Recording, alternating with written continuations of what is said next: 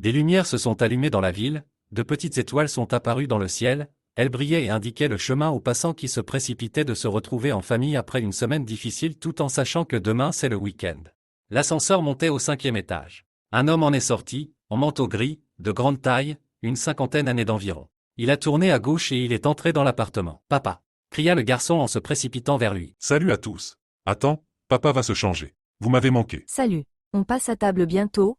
prononça l'épouse. « Justement, j'ai faim. » Il s'est assis sur le canapé qui se trouvait dans le séjour, il a placé sur ses genoux le garçon, en lui disant quelque chose. « Tu ne m'accordes aucune attention, » dit le jeune homme. « Je devrais donc te placer sur mes genoux ? Kostia a 5 ans, et toi tu as 20 ans. » Il est juste jaloux, dit la fille. « Je suis jaloux ? Ça suffit. » « Demain, il fera beau, je veux pêcher, » dit le jeune homme. « D'accord, on ira. On pourra aussi jouer aux échecs après le dîner. » « Je vais te battre. » À table, appela la femme. « J'appellerai Alexandra, » dit la fille. À la fin du dîner, ils ont bu du thé en parlant de la journée écoulée. Le soir, c'est le seul moment où ils peuvent se retrouver tous ensemble, moins souvent avec papa. La maman, Maria Ignatievna, ne travaillait pas, s'occupait des enfants, il y en avait 4: Kostia, Katia, l'élève de 5e, Alexandra, qui a obtenu son bac cette année, et Vitali, l'étudiante en 3e année. Et bien sûr, papa Andrei Zakharovitch. Ils vivaient dans un appartement de 4 pièces, à une demi-heure de route de l'unité militaire où leur père travaillait,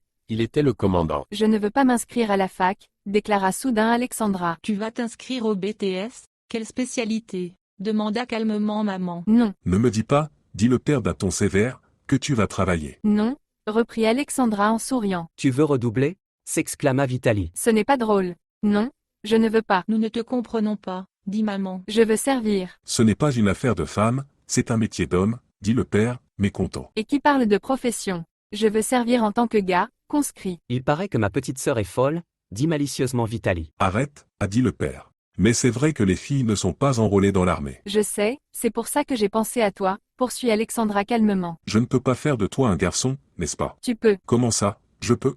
Le père s'est indigné, s'est levé de sa chaise et s'est dirigé vers la fenêtre. « Papa, s'il te plaît. Personne ne saura que je suis une fille. »« Personne ne saura ? Comment tu vas prendre la douche ? » ?»« Ce n'est pas un problème.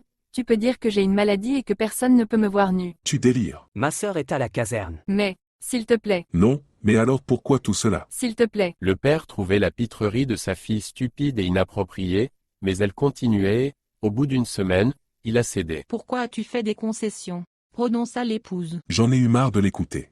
Elle ne tiendra même pas une semaine, elle s'enfuira. »« Comment vas-tu faire pour l'administratif ? » »« Ne t'inquiète pas. Et puis, c'est juste pour quelques jours. »